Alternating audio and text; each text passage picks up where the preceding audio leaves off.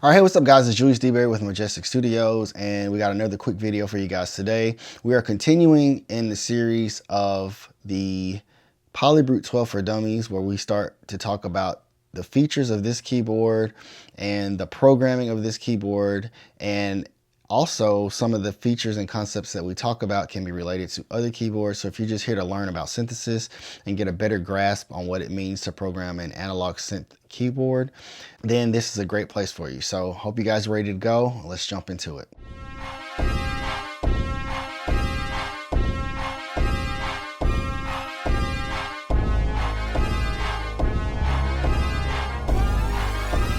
So if you guys haven't seen the other videos that we've done already in this series, it might be a good idea to stop this video here and go watch them. Or you can finish watching this video and then go and catch up on those. But in the first video, we talked about the VCO section and what it does as far as an analog keyboard is concerned. Then next we talked about the filter section, and there was so much going on in the filter section that we had to divide it up into two parts. So this is part 2 of the filter section. So make sure you go back and watch those other 2 videos so you understand and have a complete grasp on what we're talking about and how we're presenting it. All right, so we have 2 filters like we talked about last time. We have the Steiner filter and we have the ladder filter, and they have some knobs that are the same, but then they have some knobs that are different. And then we also have this kind of like master filter section here in the middle, and we're going to talk about that a little bit as well. All right, so first of all, we talked about cutoff, low pass, high pass, band pass, and the resonance. Those are these 3 knobs in the Steiner filter, and the ladder filter has the cutoff and the resonance knob as well. But in place of the low pass, high pass, and band pass filter, we have the series and parallel knob. And we'll talk a little bit more about what that means as we move forward. So everything that we said about the cutoff resonance, that is going to apply in the ladder filter as well. Okay, so first thing we're going to start with is the brute factor. Okay, so what that is it's basically some of their own technology that they have within their keyboards, Arturia. So basically what the brute factor does is it takes an output from this filter and it injects it back in itself. And so it kind of gives you some girth and some, maybe like a little bit of nastiness as far as your sound is concerned, just for lack of a better term. And I'm going to let you guys kind of hear what that sounds like, so you can kind of get familiar with the taste as far as what it does as far as coloring your sound. Okay, so let's try it first with a initialized sound. And like I told you guys last 2 videos, you're going to push the left button here and then the preset button, or you can go into the settings and then you're going to push number 4 and then initialize, which is the first option, and it initializes your sound. All right, so as usual, we're only going to be working with 1 VCO to start off, to make everything a lot more simple. So we're using VCO 1, and so that should be the only thing we're hearing now. We're going to make sure it's only coming out of the Steiner. Okay, so here we are. We have that standard waveform, the sawtooth wave. And we'll listen to what the brute factor sounds like when we turn it up. All right. That's with it off. That's with it on. Off. On. So it just kind of adds some harmonics to the sound. Maybe you could say warms it up a little bit. But I think what they said is that it really depends on how you have some of these other parameters set. So it's going to... So the brute factor and the sound and what happens is going to be determined by its interaction with some of the other knob settings that you have set. So first of all, let's turn the brute factor off. We just heard the saw wave. Let's listen to what the triangle wave sounds like.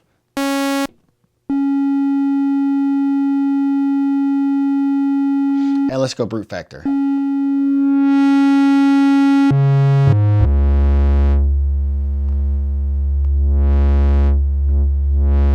So a little edginess there. Okay, let's listen to the square wave now.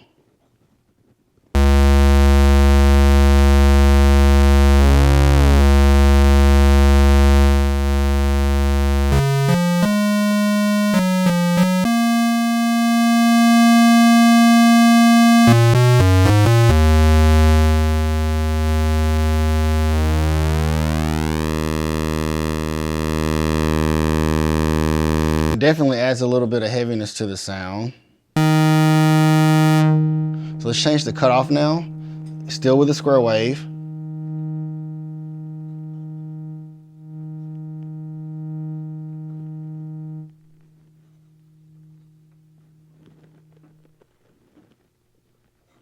All right.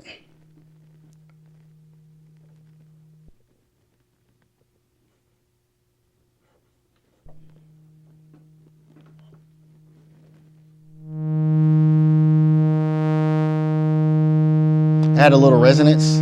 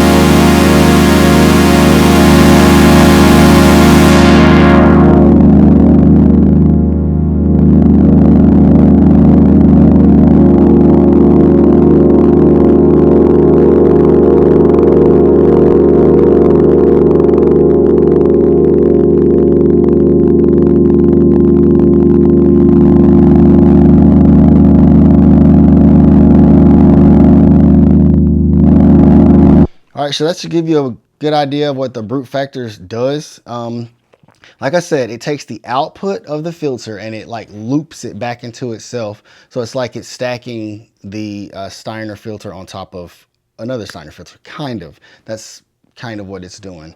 But it's really just taking the output and injecting it back in itself. So it's like you're hearing it doubled on top of each other. So it just adds a little bit more to the sound. But if you want your sound to be a little lighter and not so heavy, you probably want to take that brute factor out.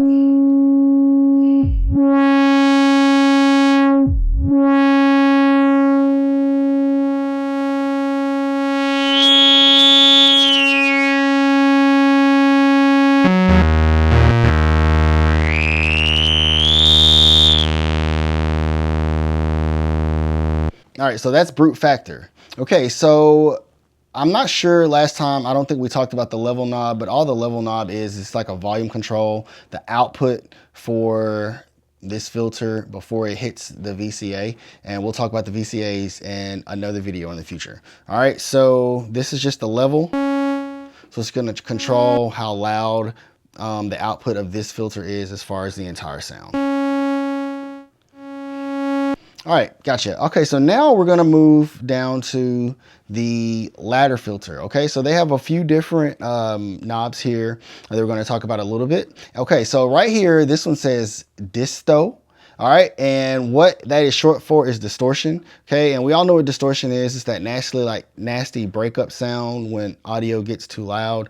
But sometimes, depending on taste and what you're going for, that sound can be really pleasing to the ears, and it makes stuff sound a little bit better and not so sterile. All right, so what this does, this disto button, it provides an adjustment to the level knob, and the level knob again is determining how much of the filter is being put out to the VCA, which is the voltage controlled amplifier, and it's got everything to do with the volume of the sound. Okay, that's this section here, the VCA. This is the VCF, this is the VCA. VCF is the voltage control filter, VCA is the voltage control amplifier. Okay, so what this disto button does is it's gonna kind of put distortion into your sound depending on how hard the level is hitting the amplifier. Okay, so let's take this off of Steiner and let's move it to ladder. Okay. All right, now let's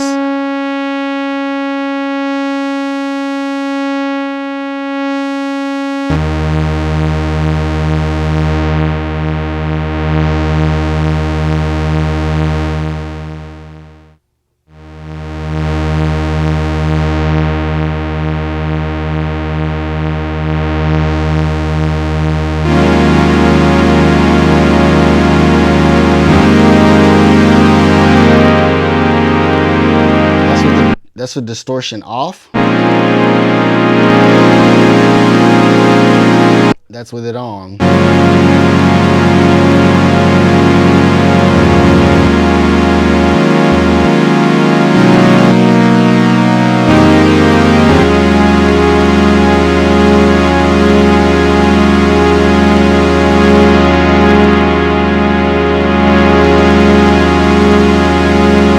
All right, that's that knob. So it's just another way to add some heaviness or a little breaking up into your sound, okay?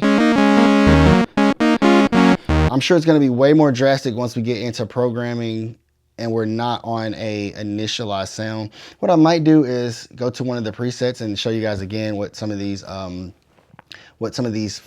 parameters do when you change them. All right, so the next one that I want to talk to you guys about though is the series and parallel. Okay, so what this series knob does, it's located in the ladder filter section, but it controls both filters. Okay, so VCF1 runs into VCF2. Okay, it goes into it. All right, so that is what series means. So you got one after the other. First, you're going to take the output from VCF1 and you're going to input it into VCF2, okay?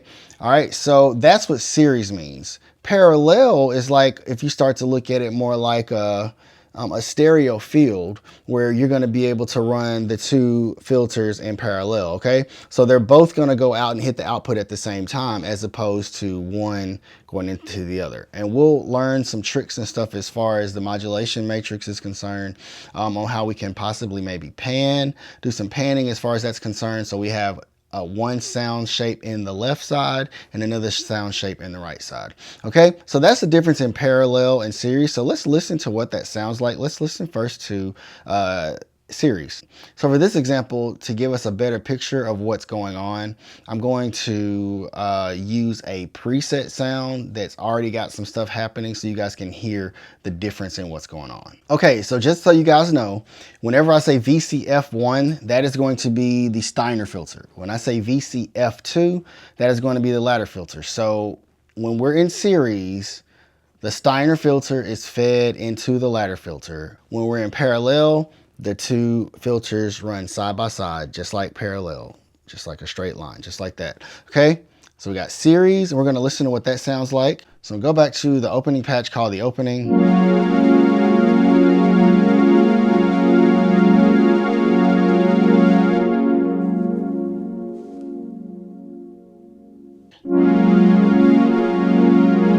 So if we were in a series, then that means that the output from the Steiner goes into the ladder. And so then you could control, if you want to turn them both down at the same time, you could just turn the volume output of the ladder filter down and we shouldn't hear anything. So we're in series, we're turning the series right here.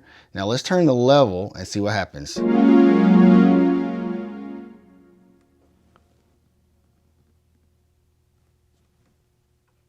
No more sound, okay? We can turn it up here. But you can still control the output of the Steiner filter using the level. It's just how much of this VCF1 is being output into VCF2.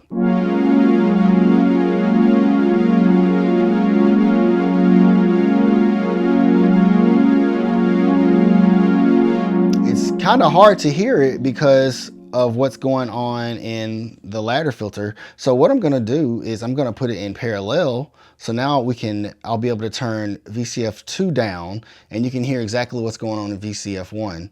And that'll probably give you a good indication of why you couldn't hear it as well. All right, so this is both of them together. Now I'm going to turn VCF2 down slowly.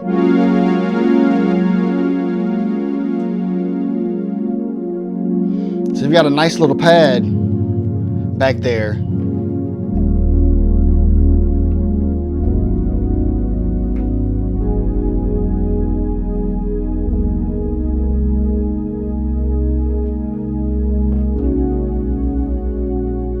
All right, so if I begin to turn VCF2 up just a little bit,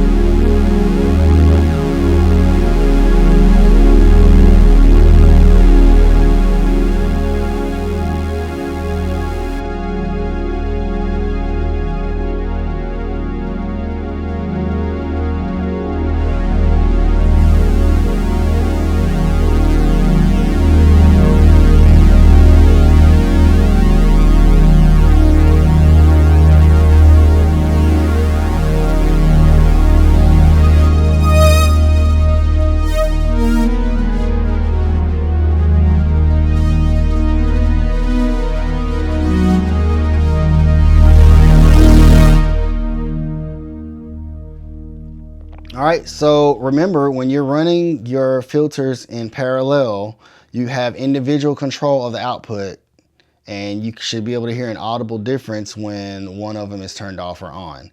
Now, depending on how VCF2 is set up, and if it's a really aggressive sound and then you got something that's a little more subtle and soft coming out of the VCF1, you may not be able to hear them as good when you manipulate VCF1 when it's in series. Okay, so kind of be cautious of that, but it allows you guys a little bit of flexibility as far as how you want to shape your sounds.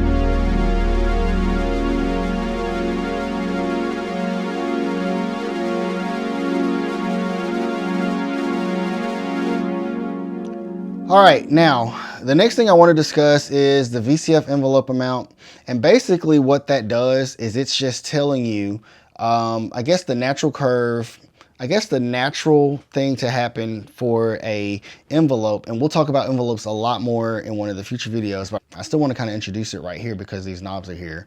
But in VCF1 and VCF2, you have the VCF envelope amount, and what I'm going to do is I'm going to go back to that initialized sound. All right, so I'm gonna turn VCO2 off, the noise generator off, and let's just be in the Steiner only for VCO1.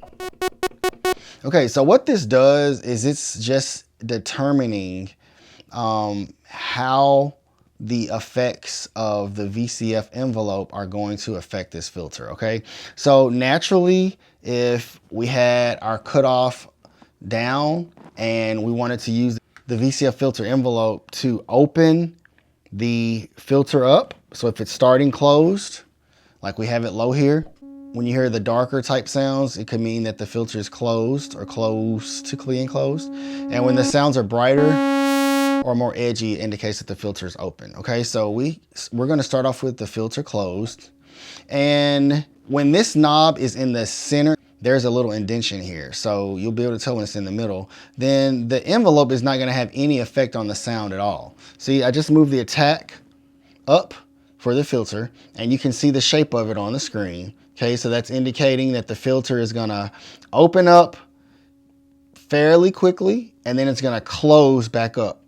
All right, but you see right now, the VCF envelope amount is in the middle, so that's why we're not hearing any effect from it. But if I turn this all the way to the right, we're going to hear an immediate impact on how this envelope, this filter envelope, is going to affect the Steiner filter. Watch.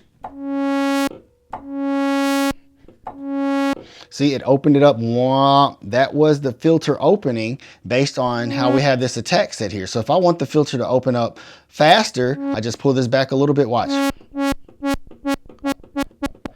All the way to nothing.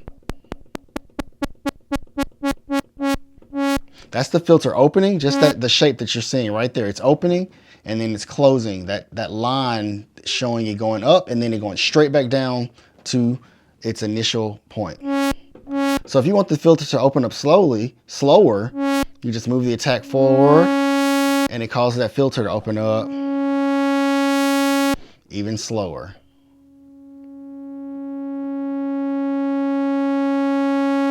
Opens up really slowly, and then it's going to just cut off and go back to its initial state. See?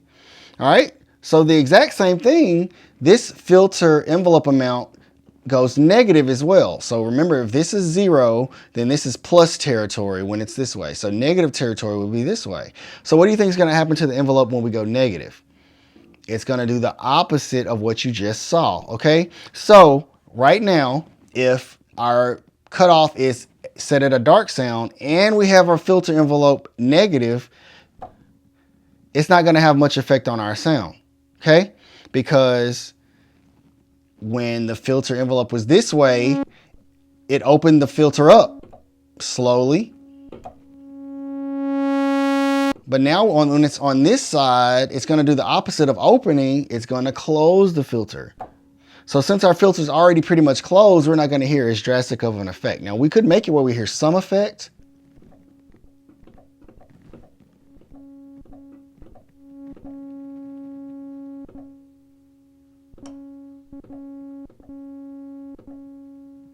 But overall, you're not going to have a drastic indication there. So, but if you want to hear a drastic indication, you would open your filter all the way up, or even up, not all the way. You could just open it up a little bit.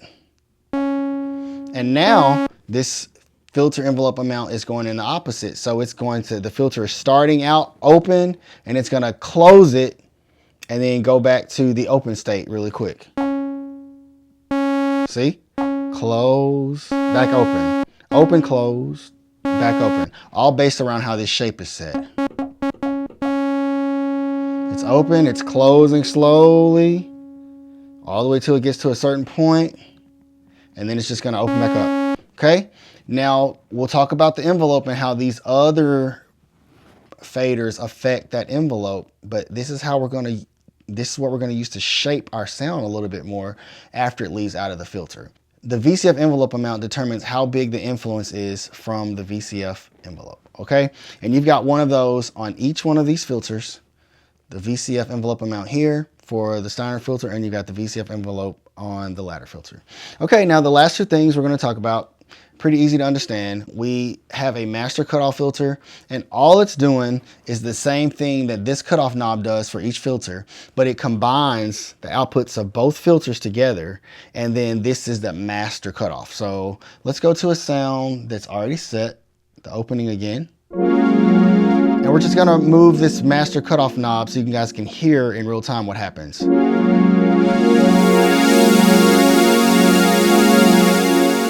The master cutoff is at 100%, and you hear that filter is wide open.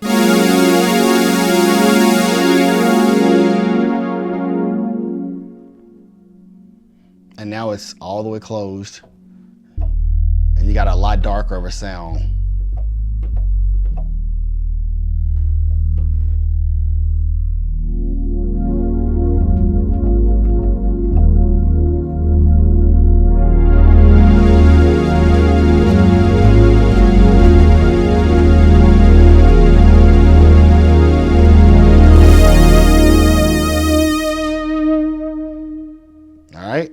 That's the master cutoff knob. All right, and lastly, the key track. Now, the key track is interesting, and I understand what it's doing. I've had a hard time seeing it or hearing it, especially from the initialized sounds, but we'll try it from the opening preset and see what it does there. But what the key track does is it goes from 0 to 100%, okay? And what this is determining is how much the cutoff knob affects the notes that you play, and it is all based on how far the notes are away from middle E, okay? So find middle C on your keyboard, and then middle E is the note right next to it, or 2 notes away from it. All right, so what this key track does, and the reason why I may not have realized the difference, because I was looking more for this cutoff as opposed to this cutoff. I was looking at the ones from the individual ones from the filters as opposed to the master cutoff. So the further you are to the left, to the right, excuse me, the further you are to the right of the key track, it's going to make a drastic opening of the filter the further up the keyboard you move away from middle E. And you're going to hear more drastic closing of the filter the further to the left you get away from middle E. So let's listen. We have it on 0, and we have our master cutoff on 0, and let's see what happens.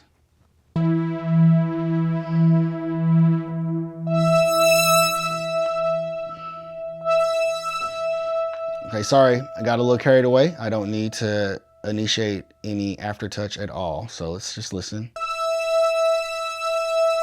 So that's 2 octaves, that's E 2 octaves away from middle E. And let's go 2 octaves down from middle E. All right.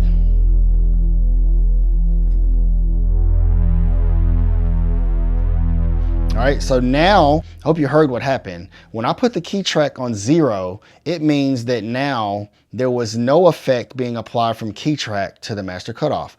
So whatever our cutoff was on, which is 0, that's the way the keyboard responded. So let's go all the way up to 100 and let's see. That's wide open with the key track on 0. wide open with the key track on 0. So now let's move the key track up 100% and let's see what happens.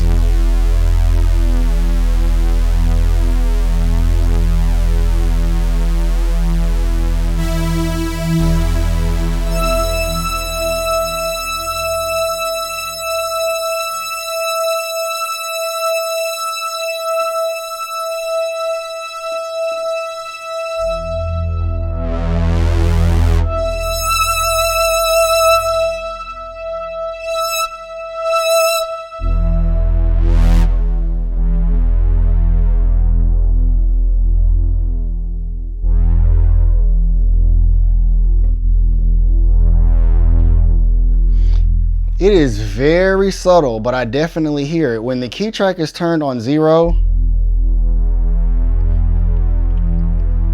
even in these lower notes, you can hear that filter open. But when I put it on 100, you're gonna hear that filter close. See, the further I'm moving up the key track, that filter just starts to close up. Open, it's on 0.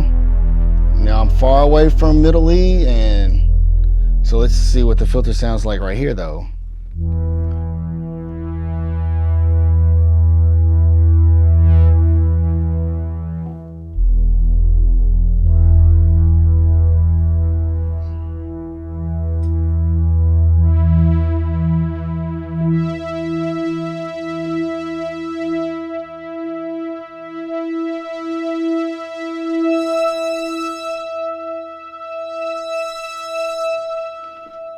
So that's the key track. The further you are away from middle E to the right, meaning up the keyboard, the higher pitches, and the further you are away from middle E to the left, the lower pitches, the more impact you hear open or close of the filter, okay? Up the keyboard, the key track is going to make the filter, if the key track is up high, it's going to make a more drastic impact the further you move up the filter. And if the key track is wide open on 100%, the lower you move away from middle E, the more closed the filter becomes. So if you don't want there to be much impact on the filter, depending on where you're playing on the keyboard, what pitches you're playing, you're going to want to turn key track off, and then it won't be as drastic of a difference.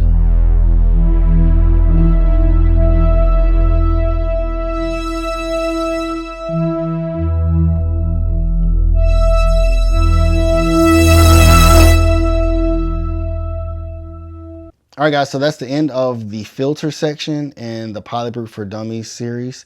And I hope you guys learned something and were able to take something from this. You guys should be able to start really digging and molding some sounds out of these sections, but just play around, nothing too serious yet. I'll probably upload a quick short later this week about how to save sounds, because we haven't talked about that yet, and I'll hate for you guys to create something really cool based off the things that you've learned so far in this series and not be able to save it. So if you guys are enjoying these videos, don't forget to hit the like button.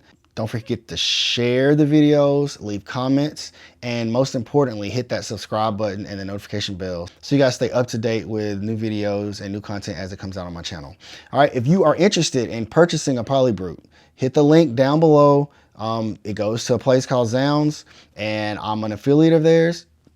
And if you want to buy something, great instruments like this, they have all kind of payment plans that they can get you guys set up on, so you make equal payments across a set amount of time. There's no interest, there's no credit check, and it makes it really easy to keep good instruments in the hands of musicians who need it the most. So be sure to check that out, and not just this keyboard, but anything on their website. If you hit that link, it doesn't cost you anything extra, but it definitely goes a long way to help support my channel and help me to be able to still keep making great content like this for you guys. So hope you guys enjoyed this Polybrute for Dummies. This is video number 3. I know we went a little long this time, but hey, I hope you guys are learning something. Take care. Catch you next time. Bye.